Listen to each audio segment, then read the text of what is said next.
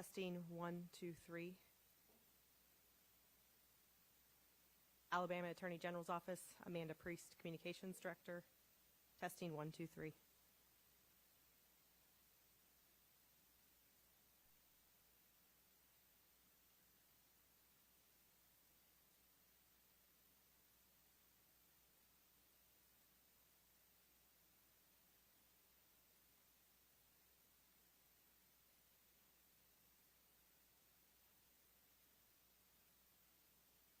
Thanks for being here. I'm Catherine Robertson, Chief Counsel to Attorney General Steve Martin.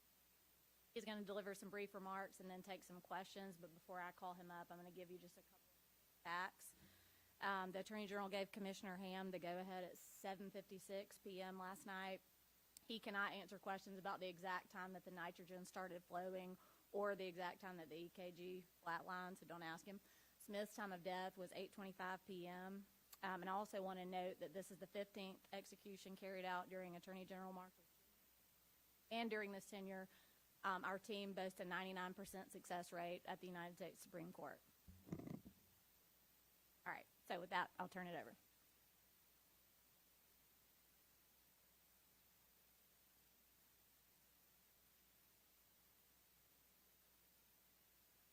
Good morning. Thank you all for being here today. Let me start by saying what you've heard me say many times before, and that is that I can hardly call this execution justice for the Senate family.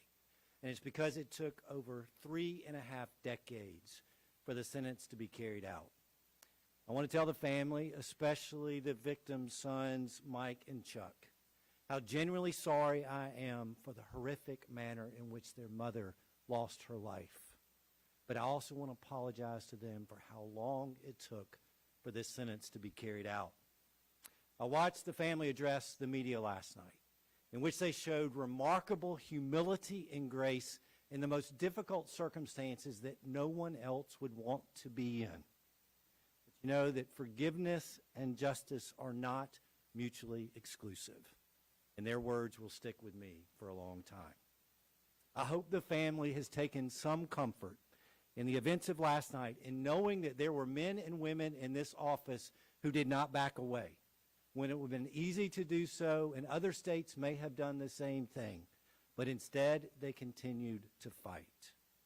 Our capital litigators have handled this case for more than 30-plus years. They could have followed the path of other states and gone the path of least resistance, and that would have been easier. But yet I can't think of a better group of lawyers to be able to handle this case. And as the numbers prove, they're the best team of capital litigators in the country, bar none, and I could not be prouder of the work they've done. Rich Anderson, thank you. I also want to acknowledge the incredible work of our Solicitor General's division. They get these cases across the finish line every time, and they do it better than anyone in the country. And a tremendous thanks to Commissioner John Hamm and his dedicated team at the Alabama Department of Corrections. Everyone in this room knows they are the first team in the country to carry out nitrogen execution, and what occurred last night was textbook. They deserve a great deal of thanks and credit for being willing to be the one to step up first in the country to do so, and I now suspect that many states will follow. As of last night, nitrogen epoxy as a means of execution is no longer an untested method. It is a proven one. And it's the method that Kenneth Smith ultimately chose, along with now 43 other death row inmates in our state. And thanks to the Fair Justice Act, which our administration passed during our first year in office, we are finally starting to see these cases move faster. It is my hope that one day, sooner rather than later, that the Alabama Attorney General won't have to stand up here and talk about how many decades some families had to wait before justice was served. To my colleagues across the country, many of which were watching last night, Alabama has done it, and now so can you. And we stand ready to assist you in implementing this method in your states. With that, happy to answer any questions.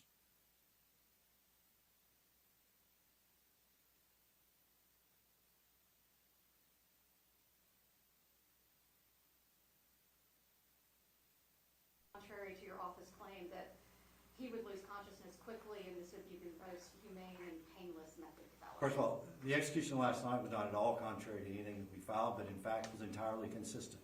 Not only with what we filed, but also the experts that were retained on behalf of Mr. Smith. As you heard earlier, there's no specific time that we can identify for which the nitrogen began to flow. And so identifying that time, no one can do. But we believe that not only was this constitutionally carried out, but entirely consistent with how it was planned from the beginning. Yes. Why can't you identify when the nitrogen started to flow and when he lost consciousness and when the EKG went flat? Why can't you give that information? I mean, ultimately, the Department of Corrections will know exactly when that started. I don't have knowledge of that. But obviously, from the witnesses that were there, they're aware of the circumstances that took place beforehand, including the last words that were spoken by Mr. Smith. And it was shortly after that that process began, but I can't give you that specific time. Yes, sir. You say the execution was a successful one. What would you have considered unsuccessful in this case? We did not provide justice for this family. We complied with the Constitution in the carrying out of this process. Mr. Smith was given due process through the courts to be able to have his arguments heard. We prevailed, and justice occurred for that family last night. Yes, sir. Have you had any communication with ADOC about the smoothness of this process as opposed to like lethal injection, say? Were they impressed with how smoothly it went, how quickly it went, as opposed to lethal injection? I personally haven't. I was able to see the remarks of Commissioner Ham last night. Again, commend his team for the process that they operated under, for the professional manner in which they carried out this execution, and pleased with how they were able to handle it. Yes, ma'am. Have you talked with the Senate family at all about how they're feeling after all this right now? All I've seen are their remarks, and again, remarkable grace and humility that they showed last night. But I think they were also very clear. They received the justice that their mother deserved for the events that occurred in her horrific death. And the one thing that we cannot lose sight of, majority of the questions that we've had here today have dealt with Mr. Smith.